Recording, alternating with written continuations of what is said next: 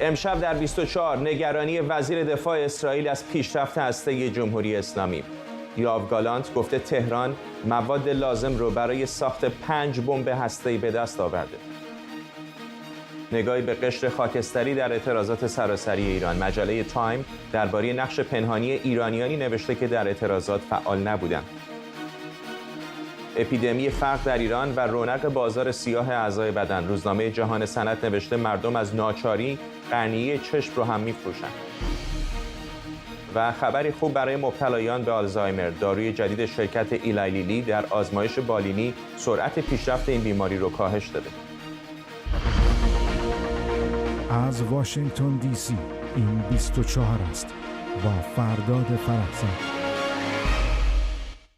سلام به شما و خوش اومدید. وزیر دفاع اسرائیل میگه ایران مواد لازم برای ساخت 5 بمب هسته‌ای رو به دست آورده. یوآو گالانت در دیدار با همتای یونانیش گفته جمهوری اسلامی با یک بمب اتم راضی نمیشه و تا به حال مواد غنی شده 26% برای ساخت 5 بمب هسته‌ای به دست آورده. وزیر دفاع اسرائیل هشدار داده که غنیسازی تا 90% اشتباه بزرگ جمهوری اسلامی خواهد بود و میتونه منطقه رو به آتش بکشه. همزمان ابراهیم رئیسی در جریان سفرش به سوریه در دیدار با رهبران و فرماندهان شبه نظامی فلسطینی خواهان اتحاد کشورهای مسلمان برای شکست اسرائیل شد. در حالی که به نوشته روزنامه تایم جمهوری اسلامی در تلاش برای همراه کردن متحدانش برای انجام حملات راکتی علیه اسرائیل، منابع منطقه‌ای به این روزنامه گفتن حماس هنوز کاملا با این اقدام نظامی گسترده علیه اسرائیل موافق نیست. فرزین ندیمی تحلیلگر امور دفاعی امنیتی از واشنگتن با ما. آقای ندیمی، گمانه‌زنی‌های زیادی در مورد توان هسته ایران مطرح شده بود. این حرفای وزیر دفاع اسرائیل چه نکته جدیدی داره؟ خب نکته جدید اینه که اسرائیل در یکی از موارد معدود در این زمینه گفته 5 بمب اتمی به کافی ایران اورانیوم غنی شده داره که بسازه و خب البته روش‌های مختلفی میشه تحلیل کرد این صحبت‌ها. 5 بمب اتمی یعنی که شما حدود 200 کیلوگرم اورانیوم 60% غنی شده داریم، به احتمالاً حالا مقدار بیشترش به صورت گاز UF6 و همینطور هم به صورت‌های دیگه شیمیایی. و با این مقدار اورانیوم غنی شده 60% اگر شما ادامه بدین با استفاده از سانتریفیوژ پیشرفته‌ای که هم در نتنز مشغول به کار هست هم در فوردو، در یک مدت بازه کوتاهی اگر تمام امکاناتتون رو به کار بندازین ظرف چند هفته یا با سرعت کمتر ظرف چند ماه میتونین اورانیوم حدود 25 تا یعنی بنز 200 کیلوگرم اورانیوم 90% غنی شده از این مقدار تولید بکنید، یعنی 5 تا 25 کیلوگرم که اعتقاد بر این هستش که میتونه برای ساخت بمب اتمی کافی باشه. البته بعضی تحلیل‌ها، بعضی گفته‌های کارشناسان هم میگن که خب همین اورانیوم 60% هم میشه یک وسیله انفجاری طراحی و ساخت که برای انفجارهای زیرزمینی، برای تست زیرزمینی و همینطور هم برای استفاده از هواپیما به صورت یک بمب قابل استفاده هست و میشه در صورت ایجاد تغییراتی در طراحی بمب هسته‌ای میشه اونا از یک بمب 90% به یک بمب 60% هم تغییر. بنابراین میبینیم که اسرائیل نگرانی زیادی داره که ایران داره به اون مرحله میرسه و وقتی که الان بنز کافی هم 200 کیلوگرم اورانیوم 60% داشته باشه میتونه با سرعت خیلی بیشتری با استفاده از این آبشارها، 6 آبشار آیار 6 که در نتنز و فوردو هست و 6 آبشار جدید آیار 6 هم که به فوردو داره اضافه میشه، این فرصت رو به جمهوری اسلامی میده که در صورتی که تصمیم بگیره خیلی سریعتر بتونه به اورانیوم 90% برسه برای این 5 تا بمب. و ما یادمون هستش که در طرح اولیه آماد که اسنادش رو اسرائیلی‌ها از توغوزآباد خارج کردن صحبت از ساخت 5 کلاهک هسته‌ای برای نصب روی موشک‌های بالستیک. از نظر عملیاتی هم معقول به نظر میسه. اینطور نیست، یعنی هیچ کشوری نیستش که با یک بمب اتمی بخواد هسته‌ای بشه. معمولا دست کم چند تا احتیاج داره، اینطور نیست؟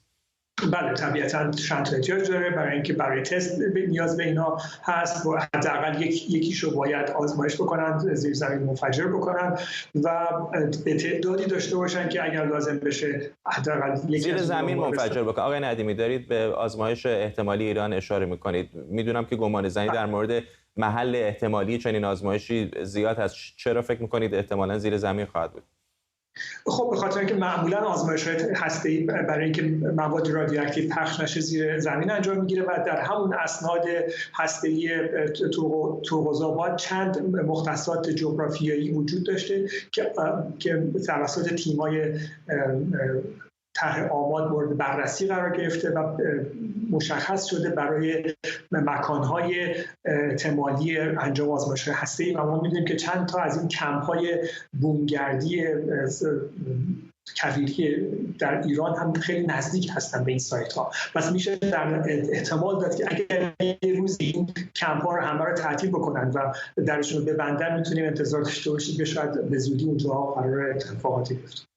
و در شرایط فعلی ژئوپلیتیک منطقه وقتی تصور اسرائیلی ها دست کم در عیان این هستش که ایران داره به سلاح هسته‌ای بسیار نزدیک میشه، فکر میکنید چه خواهند کرد برای اینکه بارها گفتن که خط قرمزشون هست؟ خب به هر حال اسرائیل گفته که 90% غنیسازی اورانیوم خط قرمزشون هست و اگر هر گونه نشانه‌ای از تلاش ایران برای رسیدن به این مرحله از غنیسازی اورانیوم به دستشون برسه، اینو استفاده خواهند کرد برای حمله نظامی به ایران.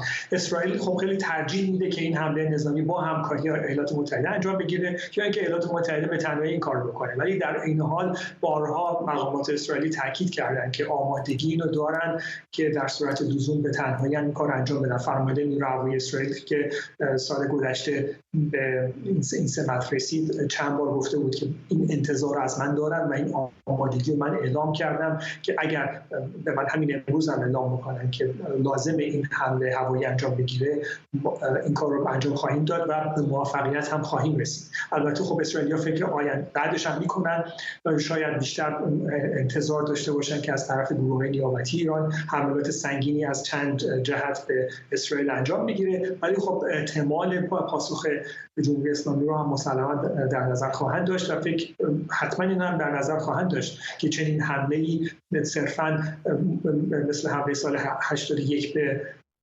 عراق یا حمله 2007 به سوریه یک باره نخواهد بود و باید در چند مرحله ادامه پیدا بکنه تا هم بتونن توان هسته‌ای ایران رو که در سطح کشور پخش هست به صورت جدی کاهش بدن و همین که تهدید نظامی ایران رو از جمله سایت‌های موشکی بالستیکش که موشکاش بردش به اسرائیل برسه بتونن از بین ببرن. بنابراین می‌بینیم که اینجا کار اسرائیل خیلی مشکل میشه و اینجاست که به کمک کشور مثل آمریکا احتیاج زیادی خواهد داشت. ممنونم از شما. فرزین ندیمی، تحلیلگر امور دفاعی امنیتی از واشنگتن.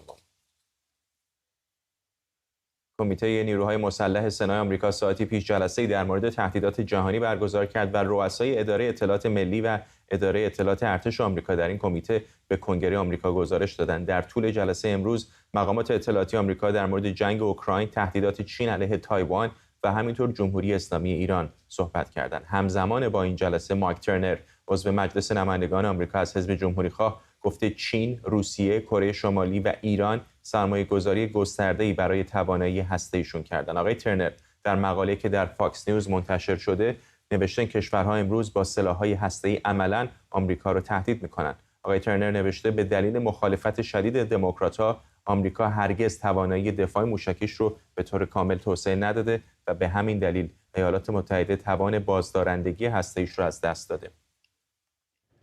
آرش علایی همکارم اینجا در استودیو با ماست. چه گذشت در جلسه امروز؟ ببین یه جلسه سالیانه است که رؤسای آژانس‌های اطلاعاتی آمریکا میان و تهدیدات جهانی علیه منافع آمریکا رو در این جلسه راجبش گزارش میدن.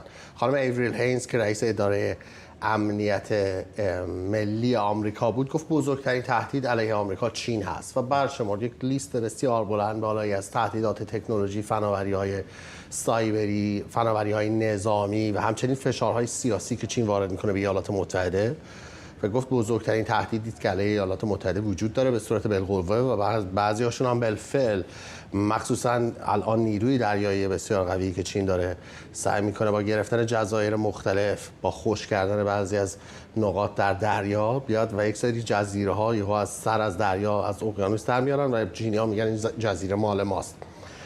در بخش دیگریش آقای سپهبد اسکات بریر راجع به تهدیدات موشکی جمهوری اسلامی صحبت کرد و تهدیدات پهپادی و گفت با اینکه در منطقه خلیج فارس و خاورمیانه اینا چالش برای نیروهای آمریکایی به حساب میاد، ولی از لحاظ استراتژیک باعث نمیشه که آمریکا تغییر بده در برنامه‌های خودش. آقای سپهبد بریر گفت به اندازه کافی امریکا توانایی داره که بخواد ازش دفاع کنه. تیک آخرم یک صحبتی بود که بین سناتور جیلی برند از ایالت نیویورک و خانم ایوریل هینز در گرفت در مورد کارزارهای دروغ پراکنی یا میس اینفورمیشن کمپین که فقط هم مال جمهوری اسلامی نبود، راجع به چین و روسیه هم صحبت کرد، اما در بخشی هم به جمهوری اسلامی اشاره کرد و گفت جالب این هست که تکنیک هایی که استفاده میکنن این سه تا کشور خیلی شبیه هم هست که نشون میده که در مورد این داستان ها با هم همکاری دارن و اطلاعاتشون رو با هم دیگه به اشتراک میذارن.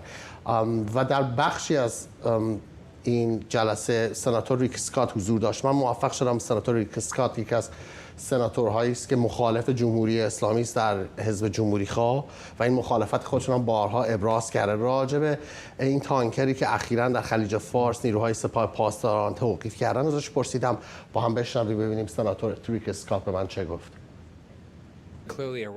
واضحه که ایران تهدیدی برای جهانه و آشکارا در تلاش برای ایجاد بی‌ثباتیه. اونا میخوان سلاح هسته‌ای تولید کنن و همچنین میخوان اسرائیل رو نابود کنن. من فکر میکنم که بایدن تقریبا در برابر هر دشمنی ضعیف عمل کرده، خواه روسیه باشه، خواه چین، ایران، کوبا یا ونزوئلا. بسیاری از متحدای ما منتظر تجهیزات آمریکایی هستند تا بتونن از آزادی خودشون دفاع کنن. اما دولت بایدن هیچ کاری برای تسریع تهیه تجهیزات برای متحدانمون انجام نمیده. اشاره کردی جای تعجب نداره که بالاخره چین بخش قابل توجه از حرفاشون بود، ولی چقدر روی جمهوری اسلامی تمرکز شد؟ ببین انقدر این تهدیدات وقتی میگفتن چه اتفاقاتی داره میفته زیاد هست که شما وقت متوجه میشید که برای آمریکایی‌ها تهدیدات جمهوری اسلامی اولویت اصلی نیست واقعا. مثلا بخش عمده‌ای از این داستان به چین، بخش عمده‌ای از این داستان مربوط به این سقف استقراض دولت آمریکا بود که اگر نتونن تا پایان این ماه دموکرات‌ها و جمهوری خواهان توافق برسن، دولت آمریکا دیگه قابلیت پرداخت بدهی‌هاشو نخواهد داشت. و هی سناتورها می‌پرسیدن که از لحاظ امنیتی چه مشکلاتی برای ما به وجود خواهد آورد و هر دو نفر خانم هینز و سپهبد بریر سعی کردن با کلمات بازی کنن، به خاطری که همه میدونن که یکی از بزرگترین خطرهایی که الان آمریکا رو تهدید میکنه همین مسئله داخلی است و مسئله استقراض از بانک مرکزی است. و بعد هم من یه صحبت کوتاهی هم با آقای سناتور تابرویل داشتم، تامی تابرویل از ایالت آرکانزا. ایشون هم گفتش که الان با وضعیتی که وجود داره دولت بایدن انقدر از خودش در مقابل دشمنان خارجی ضعف نشون داده است، نه فقط در مورد ایران، در مورد چین، در مورد روسیه، در مورد ونزوئلا، که به قول ایشون که این کشورها جری شدن و فکر میکنن که واقعا هر جور که دلشون میخواد میتونن با آمریکا فشار بیارن و آمریکا رو به هر طرفی که میخوان فشار بدن. در واقع push us around این کلمه‌ای بود که ایشون استفاده کرد.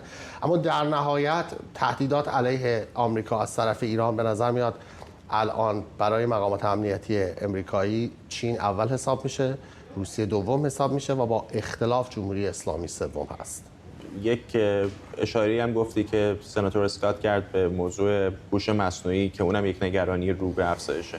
و از خانم هینز هم در این باره پرسیده شد. داستان این است که ما الان داریم می‌بینیم نسخه‌های مختلفی از این هوش مصنوعی به اسم GPT، حالا چت GPT، ایجنت GPT داره الان یواش یواش توسط کمپانی‌های مختلف منتشر می‌شود و الان ما گزارش‌هایی مثلا داریم می‌شنویم از آدمایی که 4-5 تا شغل دارن با استفاده از چت جی پی تی، مخصوصا اونایی که کد می‌نویسن میتونن از چت جی پی تی استفاده کنن، خیلی راحت براشون کد بنویسن. یه گزارش نیویورک تایمز نوشته بود که از اینکه بعضی از این بچه‌هایی که بین 20 تا 25 سال سن دارن حتی واسه کمپانی‌هایی که با هم رقیبن دارن کار میکنن، اکانت لینکدینشون می‌بندن، اکانت‌های سوشال میدیاشون می‌بندن که خودشون ردی باقی نگذارن.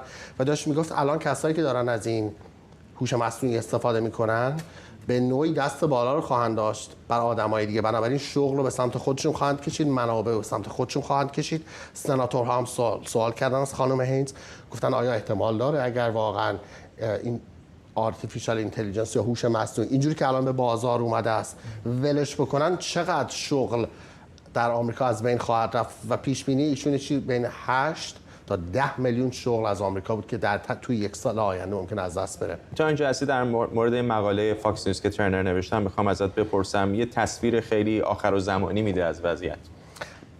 برمیگردد این تو این مقاله آقای ترنر به وضعیت آمریکا در دهه 80 موقعی که با اتحاد جماهیر شوروی رقابت بسیار سختی داشت تنگاتنگ در زمینه موشک‌های بالستیک با قابلیت پرتاب کلاهک‌های هسته‌ای. و اون موقع آقای رونالد ریگان رئیس جمهوری وقت یک برنامه‌ای داشت، خیلی هم میگن این برنامه تبلیغاتی بود، هیچ وقت واقعا اجرا نشد، مثل جنگ ستارگان. و در این جنگ ستارگان وقتی من بچه بودم یادم هست که یه ویدیویی بود پخش میشد از اینکه یک ماهواره‌ای قرار باشه به این لیزر از روی زمین بزنن، ماهواره موشک‌های ICBM رو پیدا کنه و با لیزر یکی یکی اونها رو بزنه. ما هیچ وقت نفهمیدیم که آیا این واقعا همچین پروژه‌ای وجود دارد یا ندارد. بعدها متوجه شدیم که یکی از دلایلی که اتحاد جماهیر شوروی سقوط کرد این که میترسیدن از این سیستم و هی می‌خواستن خرج کنن و یه کاری کنن که حتما این موشک‌ها بتونه به آمریکا برسه. و الان آی ترنر در این مقاله که در فاکس نیوز نوشته میگه سیاست اون موقع آمریکا سیاستی بود به اسم mutually assured destruction، یعنی نابودی دو جانبه در یک زمان. اگر روس‌ها قرار بود بمب اتم بزنن با آمریکا، میدونستن که آمریکایی‌ها هم یه سیستمی دارن که اونها رو نابود خواهند کرد و بالعکس. و همین باعث میشد که رهبران دو کشور این کار رو انجام ندن از ترس اینکه کشور خودشون نابود بشه. آقای ترنر میگوید جمهوری اسلامی از این نگرانی ها نداره. جمهوری اسلامی ادعای آخر الزمانی داره و به دنبال اصلا همچین ایده‌ای هست و بنابراین این سیاست mutually assured destruction، این نابودی همزمان هسته‌ای شاید در مورد جمهوری اسلامی دیگه کار نکنه. بنابراین ایالات متحده مجبور هست که آماده بشه سیستم‌های دفاع ضد موشکی خودشو تقویت بکنه و سیستم‌هایی رو بتونه استفاده بکنه که احتمالاً اگر جمهوری اسلامی تونست به موشک‌های بالستیک با قابلیت پرتاب کلاهک هسته‌ای دست پیدا کنه، اونها رو فضا منفجر بکنه. ممنونم از تو آرش علی، همکارم اینجا در استودیو.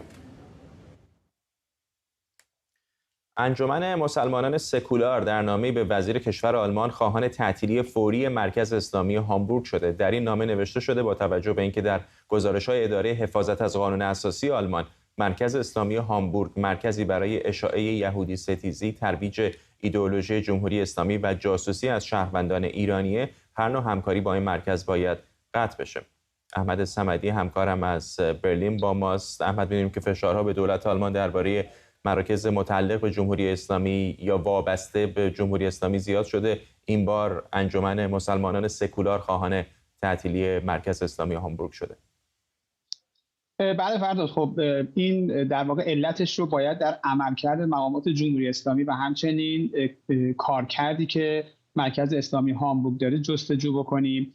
تصاویری که الان داشتیم نشون میدادیم هنگامی که داشتیم خبر رو میخوندیم، تصاویر بود از دادگاهی که مقامات جمهوری اسلامی و همون مسجد هامبورگ، مرکز اسلامی هامبورگ، از اداره حفاظت از قانون اساسی آلمان که اداره در واقع سازمان اطلاعات امنیت داخلی آلمان میشه شکایت کردن و این تصاویر اون دادگاه بود. در اون دادگاه وکیل در واقع مسجد هامبورگ تاکید داشت که این مکان یک مکانی هست برای عبادت و صرفاً عبادی هستش. اما وکلای اداره حفاظت از قانون اساسی و کارشناسی که از دستگاه امنیتی آلمان اونجا حضور داشت با ادله و با اسنادی که آورده بودن گفتن که شما در اینجا دارید اقداماتی رو انجام میدید که در واقع ادامه ایدئولوژی جمهوری اسلامی هست. از اسنادی که نشون میداد رئیس این مرکز به صورت مستقیم از سوی دفتر علی خامنه‌ای منسوب میشه تا کتاب‌هایی که در این مرکز به افرادی که اونجا میان ارائه میشه به زبان‌های عربی و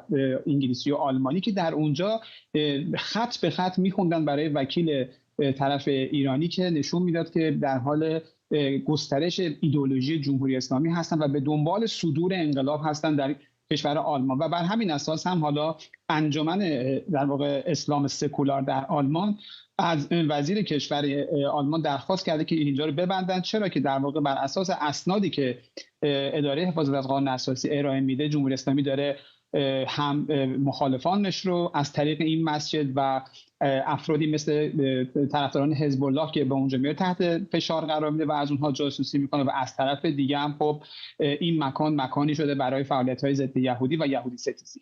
پاسخ‌ها از سمت خود مرکز اسلامی جمهوری اسلامی چه بوده تا حالا، چه اقداماتی کردن؟ خب واقعیتش اینه که این مرکز رد میکنه همه این اسناد رو و همچنان وکیلش تاکید داشت که اینطور نیست. شنیدم که وکیلشون هم یک آلمانی بوده که در واقع به اسلام گرویده و خب در حالی که اونجا ادله رو میدید و باز هم انکار میکرد به سبک مقامات جمهوری اسلامی، در دادگاه حاضران رو واقعا در واقع شگفت زده کرده بود. اما خب این واکنش ها از سوی مقامات جمهوری اسلامی بذاریم کنار، از سوی مقامات آلمانی هم بسیار جالب توجه هستش. احزاب آلمانی چه در دولت ائتلافی که در نوامبر گذشته یک راه در واقع نقشه راهی رو برای مقابله با جمهوری اسلامی تعیین کردن، به ویژه در زمانی که انقلاب مهسا ژینا امینی در واقع بود، خیزش انقلابی، یکی از راهکارها این بود که دولت آلمان باید این مرکز رو ببنده. این در واقع بسته شدن مرکز هم تصمیمی بوده که در واقع در خود ایالت هامبورگ هم گرفته شده. در اونجا هم احزاب ائتلافی اون ایالت هم تصمیم گرفتن که ببندنش و حالا فشارها به دولت آلمان هستش که این مرکز رو ببندن، ضمن که خب به هر حال مقامات جمهوری اسلامی و مسئولان این مرکز همچنان بر انکار واقعیت دارن تاکید میکنن و معتقدن که این مرکز فقط کارکرد مذهبی داره، ضمن اینکه خب اسلام سکولار که این انجمن اسلام سکولار هست در نامه‌ای که نوشته خواستار این هستش که در واقع این اسلامی که مورد قبول دولت آلمان هست و به عنوان آزادی بیان و حقوق بشر میتونن در واقع انسان‌ها فرایض دینیشون انجام بدن، آزاد خواهد بود. اما خب مقامات جمهوری اسلامی چنین کاری رو انجام نمیدن. ضمن که در گزارش اداره حفاظت از قانون اساسی آلمان هم به این اشاره شده که کسانی که دین اسلام دارن و مذهب شیعه هستن با این مشکلی ندارن، فقط مشکلشون ایدئولوژی جمهوری اسلامی است. ممنونم از تو احمد صمدی، خبرنگار ما در آلمان.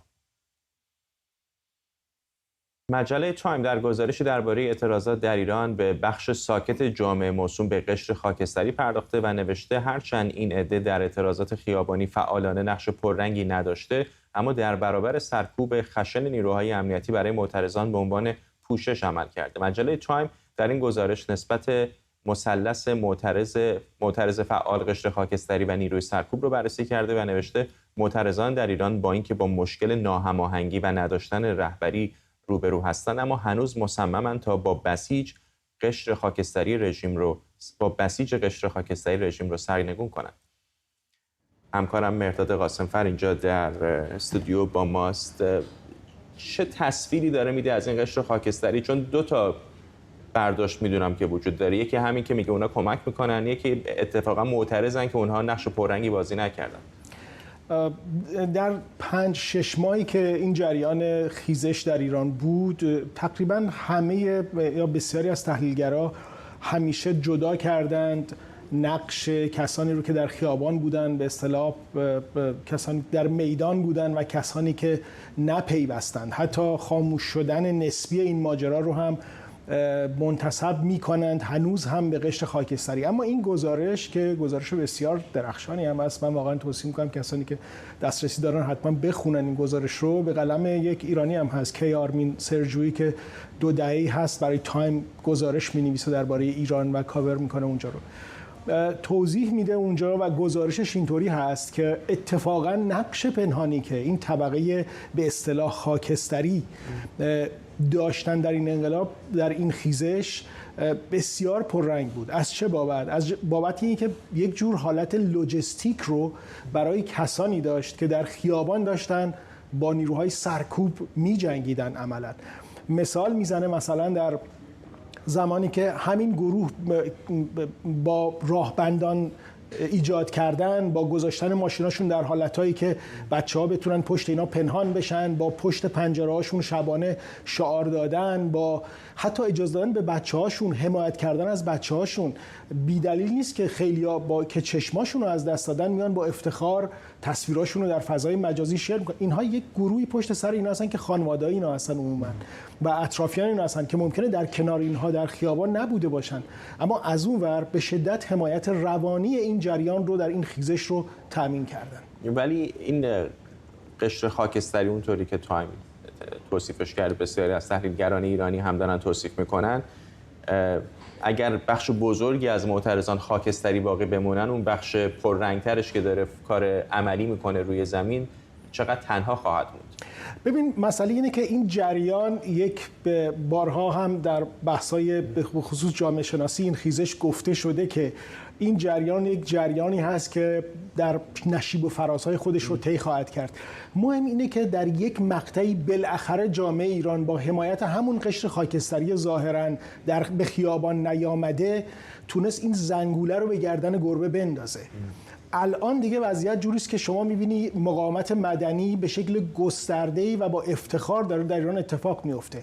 مسئله حجاب اجباری واقعا یکی از نمودهای همون خیزشه و ادامه همون خیزشه در واقع، و این بدون حمایت اونها اتفاق نخواهد افتاد. تمام تحلیلایی که الان هم وجود داره، تحلیلایی که بسیاری از جامعه شناسان معتبر در مورد این موضوع یا میاندیشن یا مینویسن یا حرف میزنن، بحث بر این هست که جامعه ایران به زودی باز دوباره وقتی که برگشت، این بار بخش بزرگی از اون افرادی که پیش از این در خونه مونده بودن رو با خودش همراه خواهد کرد. به خاطر اینکه الان همه مطالبات در مناطق مختلف ایران، در جای جای ایرانی که احساس درد میکنه از وقایع این 4 دهه، داره کم کم مثل قطراتی به هم دیگه میپیونده و پیوستن اینهاست که در یک مرحله رخ نخواهد داد، در چندین مرحله رخ خواهد داد و این مقاله خیلی خوب اینو روشن کرده. تجربه میدانی خیلی از ما هم چه در ایران چه حتی در اندازه در خارج از ایران هم همین بوده که اتفاقا بخش بزرگی هستن که مخالف جدی جمهوری اسلامی هستن ولی خب حاضر نیستن اقدام عملی بکنن به دلایل مختلف. در خارج ممکنه بگی من میخوام برم مادرم ببینم، پدرم ببینم، در داخل ممکنه نگران عواقب قضاییش باشه، ولی ممکنه توی تاکسی، توی مهمانی، توی مغازه، در جمع‌های خصوصی دائما علیه حکومت حرف میزنن. فرداد، من در تایید این صحبت اخیراً داشتم یکی از این گفتگوی یکی از این کسانی که نزدیک به حکومت هستن رو داشتم گوش میدادم که در داخل این گفتگو رو انجام داده با یکی از رسانه‌های داخل و ویدیوش رو من داشتم میدم. ابراز شگفتی میکرد که برای اولین بار بعد از میگفت که این جمهوری اسلامی در 40 و چند سال گذشته اتفاقات زیادی رو پشت سر گذرونده، ولی این بار یه اتفاق بزرگ افتاده و اونم اینه که شما ندیدید هیچ کس بچه‌هاش، همسایه‌هاش رو، بچه‌های همسایه‌هاش رو یا اطرافیانش رو لو بده یا اینها رو در واقع گزارش بده که داره چه اتفاقی میفته. نه تنها این اتفاق نیفتاد بلکه همدلی مطلق بود، در حالی که میدید این بچه‌ها خطر مرگ تهدیدشون میکنن ولی جلوشون رو نگرفت و این اتفاق برای خود نظام سیاسی ایران هم و نزدیکانش هم بسیار تکان دهنده بوده. این هست که به قول تو الان داره با غر زدن یا حمایت‌های این چنینی که تایم میگه در واقع خودش رو بروز و ظهور میده، ولی ما مطمئنیم که در شرایط بعدی به شکل دیگری خواهد بود. ضمنی که واقعا این رو هم بدونیم که این انتظار که همه یک جامعه وارد خیابان بشن هم انتظار نیست که در هیچ جای جهان رخ داده باشه. همیشه این تداوم هست که اتفاق رو نهایتاً رقم خواهد زد، نه الزاماً کثرت جمعیت. این خیلی مهمه. ممنونم از تو مهرداد قاسم‌فر، همکارم اینجا در استودیو.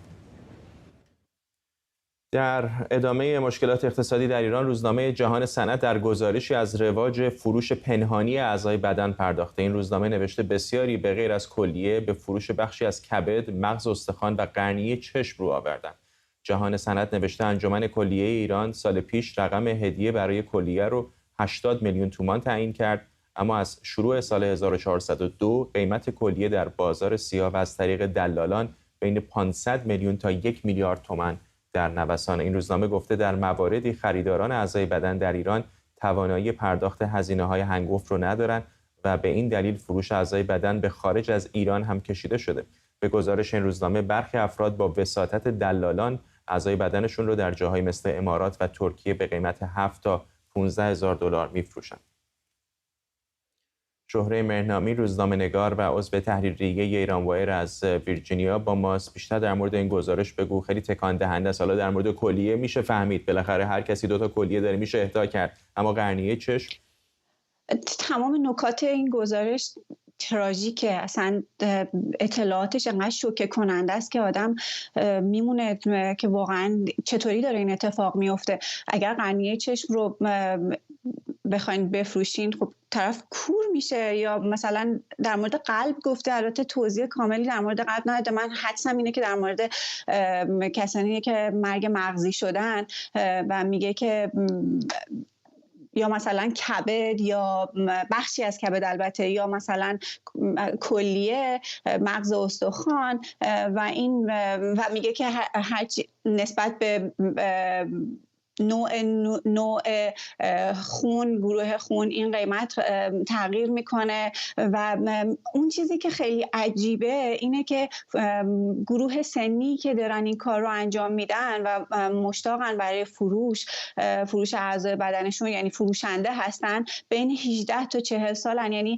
نسلی که الان باید پر از امید باشه برای آیندهش، بخواد زندگی درست بکنه، بخواد آیندهش رو بسازه و انقدر توی تامین مخارج زندگیش مونده که مجبور شده به فروش اعضای بدنش. و مثلا توی یکی از آگهی‌هایی که جهان صنعت ازش یاد کرده میگه که کارگریه که نمیتونه هزینه زندگیشو بده، یا یه خانومیه که سرپرست خانواده است و نمیتونه هزینه خانواده رو بده و میخواد از اعضای بدنش رو بفروشه. و جالبش اینه که معمولا این کسانی که فروشنده هستن هم شغل دارن ولی درآمدشون پایینه و نمیتونن هزینه‌های زندگیشون در تامین بکنن، مثلا برای رهن خونه این کار رو میکنن. یا مثلا میگه که کسانی که خریدار هستن هم انقدر درآمد ندارن که بتونن به اصطلاح این اعضایی رو که نیاز دارن رو بخرن و اونها هم برای خریدن این اعضا مثلا مجبورن که خونهشون یا ماشینشون رو بفروشن تا بتونن تامین بکنن. تو این بین هم بازار دلالا طبق معمول داغه و میان فروشنده ها رو تشویق میکنن به اینکه برن توی کشورهای مثل عراق و دبی و ترکیه اعضای بدنشون رو بفروشن که اینم خب اینجوری نیستش که طرف بره همجوری عمل کوچیک باشه و مثلا چه میدونم 1/4 کبدشو بردارن و خب پولش هم بگیره پاشه بیاد. خب این عوارض داره. جامعه شناسی که توی این گزارش صحبت کرده گفته که اینا دچار افسردگی مزمن میشن و از طرف اطرافیانشون مورد تحقیر قرار میگیرن که اینا چقدر آدمایی بودن که مثلا نیازمند بودن و مجبور شدن که اعضای بدنشون رو بفروشن و اینا عواقب خیلی بدتری خواهد داشت. حالا به غیر از این که از نظر جسمی مشکلاتی رو مثل لخته شدن خون، مثل از کار افتادن اون عضو براشون پیش میاره، مشکلات روحی و روانی هم براشون ایجاد میکنه. و اینکه مثلا این وقتی که میرن خارج از کشور برای این عمل ها معمولا منجر به مرگ میشه. و حالا خارج از کشور هم اشاره کردی، ایران تنها کشور تا جایی که من میدونم که اصلا فروش اعضای بدن دست کم در مورد کلیه قانونی در مابقی دنیا اصلا چنین امکان عملی از نظر قانونی. توی گزارش میگه که فروش اعضا توی ایران ممنوعه و برای همین انجمن کلیه ایران اومده یک هزینه رو برای کسانی که اهدا میکنن کلیهشون رو در نظر گرفته که این مثلا قبلا خیلی مبلغ کمی بوده و قیمتش یه جوری بوده که با قیمت بازار سیاه یکی بوده، ولی الان به 80 میلیون رسیده، در صورتی که تو بازار سیاه 500 میلیون تا 1 میلیارد گاهی خرید و فروش میشه. و این مسبوق سابقه هم است دیگه، سال‌هاست در ایران این در جریان بوده و الان با افزایش چیز جدیدی نیست واقعا. ممنونم از شما. شرکت داروسازی ایلای لیلی میگه آزمایش بالینی روی یک داروی ساخته شده در این شرکت نشون میده این دارو باعث کند شدن روند ابتلا به آلزایمر میشه. شرکت ایلای لیلی گفته آزمایش این داروی جدید به نام دونانب، اگر درست تلفظ کرده باشم، روی بیش از 1000 فرد مبتلا خبر از کاهش 22% روند پیشرفت آلزایمر در اونها میده. با این حال تورم مغزی یک عارضه جانبی شایع در 1/3 این بیماران بوده. قرار این شرکت داروسازی جزئیات بیشتر در مورد این دارو رو در جلسه بین‌المللی آلزایمر در تابستان همین امسال منتشر کنه و به دنبال مجوز سازمان غذا و داروی آمریکا FDA بره.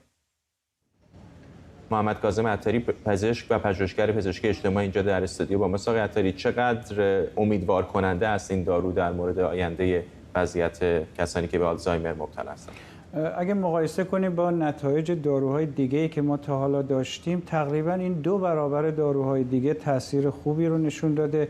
شما اشاره فرمودید که در 30% عوارضی مشاهده شده، البته در آزمایشات اولیه، ولی در آزمایش سری سومی که انجام شده این میزان خیلی کاهش پیدا کرده و به حدود 10% رسیده. به نظر میرسه که در شرایطی که ما الان هستیم و 2 معضل بزرگ پزشکی دنیا، یکی چاقی و یکی هم سالمندی هست، این میتونه خبر بسیار خوبی باشه و در واقع راه رو باز میکنه، با توجه به اینکه این شرکت هم اعلام کرده که ما از روش‌های نوینی برای درمان این بیماری یا حداقل پیشگیری از آلزایمر استفاده کردیم. به نظر میرسه که این میتونه بسیار نوید بخش باشه و راه رو باز بکنه حتی برای تحقیقات شرکت‌های دیگه‌ای که در این زمینه فعالیت دارن. یک شرکت رقیب هم هست که محصول مشابهی داشت، بایوژن اگر اشتباه نکنم. در مورد اون به یاد دارم که بعضی از شرکت‌های بیمه از جمله بیمه‌های دولتی اینجا در ایالات متحده تردید داشتن در مورد پوشش دادن. چقدر این امیدواری وجود داره که در مورد این داروی جدید بیمه ها پوشش بیشتری بدن؟ یه مقدار از لحاظ پوشش بیمه سخت الان ما بگیم، به دلیل اینکه این داروها در مراحل اولیه و برای پیشگیری استفاده میشه. شرکت های بیمه بیشتر در بخش درمان سرمایه گذاری میکنن، به این معنی که خب پوشش های بیمه ای افراد سالمند در اینجا بعد از 65 سالگی شروع میشه. البته خب هزینه بسیار بالایی هم هست و برآورد میشه که حدود $70,000 در سال کسانی که وابسته میشن و دیگه خودشون نمیتونن از خودشون مراقبت بکنن داره هزینه میکنه این بیمه ها. ولی نکته اینجاست که این دارو باید در زمانی استفاده بشه که هنوز علائم بیماری نشون داده نشده و تشخیص داده بشه در سنین بین 45 تا 55 سال، کسانی که زمینه بیماری رو چه از لحاظ ژنتیکی دارن و یا اون مارکرهای خونی که درشون مشاهده میشه این دارو رو شروع بکنن. به همین جهت خیلی سخت است که الان ما بگیم آیا واقعا شرکت های بیمه مجاب خواهند شد که بتونن این هزینه رو متحمل بشن، چون دارو هم هنوز داروی گرونی هست و این که بتونن وارد پوشششون بکنن یا نه. ولی به هر حال وقتی که این خودش رو اثبات بکنه و بتونه نشون بده که حداقل اون میزانی که میگن یعنی 47% در سال اول میتونه از پیشرفت بیماری جلوگیری بکنه، این از لحاظ عدد و ارقام میتونه شرکت های بیمه رو مجاب بکنه در یه مقدار صرفه‌جویی در هزینه هاشون و اونها رو وادار به پوشش بکنه. جالب این اشاره کردید، هم اتفاقا خود مدیر عامل این شرکت هم در مصاحبه با CNBC به همین اشاره داشت که در مقایسه با رقبای دیگر اسنادی دارن، البته هنوز طبیعتا مجوز FDA رو ندارن و به همون 47% اشاره کرد که 47% هیچ نشانه ای از افزایش یا بدتر شدن وضع آلزایمرشون بروز نمیدادن. فارغ از این که چقدر این دارو شانس مجوز گرفتن داشته باشه، این که بالاخره ما کم و بیش فهمیدیم که مکانیزم این بیماری چه هست، چقدر این دریچه امید رو باز میکنه که بالاخره در یک جایی موفق بشن دانشمندان شرکت‌های دارویی که آلزایمر رو مهار بکنن. خب این نکته بسیار مهمی هست، چون در همون مصاحبه که شما اشاره فرمودید مدیر عامل این شرکت اعلام کرد که ما علاوه بر اون که اون پروتئین های چسبنده که قبلا هم راجع بهش صحبت شده بود، ما داریم اینها رو سعی میکنیم اون پلاک ها در مغز جلوگیری بشه از تشکیلش، ما بر روی یک مکانیسم دیگه هم داریم کار میکنیم که الان اعلام نمیکنیم این رو. این نکته مهمی است، یعنی به نظر میرسه که این شرکت لیلی به یک دستاوردی دست پیدا کرده که این میتونه راه بسیار خوبی باشه. و نکته دیگه در درمان هم به جای اینکه فقط از آنتیبادی های مونوکلونال استفاده بشه که ما در درمان کرونا هم دیدیم استفاده میشد، اینها یه سری روش های دیگه ای رو هم به کار بردن که هنوز اعلام نکردن. و همونطور که فرمودید من در تایید فرمایشات شما عرض میکنم که بله دقیقاً به نظر میرسه که این دارو علاوه بر اینکه خودش میتونه پیشگیری های رو باعث بشه، به علاوه میتونه راه جدیدی رو برای تحقیقات بیشتر و تمرکز بیشتر بر درمان درمان بیماری و حتی شناخت روش‌های ایجاد این بیماری و عواملی که باعث بروز آلزایمر میشن باز بکنه و این نکته امیدی هست و میتونه بسیار مؤثر باشه و در واقع هم از لحاظ هزینه و تحمیل هزینه به خانواده هایی که کسانی که سالمند دارن و هم به دولت ها که ناچار به پوشش بیمه اینها هستند دریچه رو باز بکنه. چقدر دشوار بوده در این سالها پیدا کردن راه حلی برای بیماری آلزایمر؟ یکی از بیماری هستش که در سراسر دنیا به خصوص در سنین بالا بسیاری باش دست و پنجه نرم میکنن. خب یکی از مهمترین مشکلات شناخت علتش بود که الان سالهاست، یعنی سالهای اخیر دیگه واقعا به این رسیدن که اون پروتئینی که در واقع داره این کار رو انجام میکنه میده این رو شناختن، اما هنوز هم در زمینه درمان متاسفانه ما پیشرفت‌هایی نداشتیم و بیشتر داروها خیلی اوقات میگن که دانستن مشکل خودش نصف حل مشکله و فکر میکنم همین کلی کمک کرده. بله دقیقاً از زمان این حل این مسائل رو به پیشرفت گذاشت که شناختن که عامل اصلی چی هست و این پروتئین رو شناختن و خب بعد هم ما دیدیم درمان‌های به وجود اومد، ولی این داروها بیشتر در زمینه پیشگیری داره کار میکنه و این که ما بتونیم افراد و خانواده ها رو مجاب بکنیم چه از لحاظ هزینه و چه از لحاظ پوشش‌های بیمه‌ای مجاب بشن که این رو در زمانی که هیچ علامتی ندارن این داروهای گران قیمت رو استفاده بکنن، اینها یه مقدار شاید سخت باشه، ولی دریچه امید این سالها باز شده و می‌بینیم که ما در مثلا حدود 30 سال گذشته هیچ دارویی نداشتیم،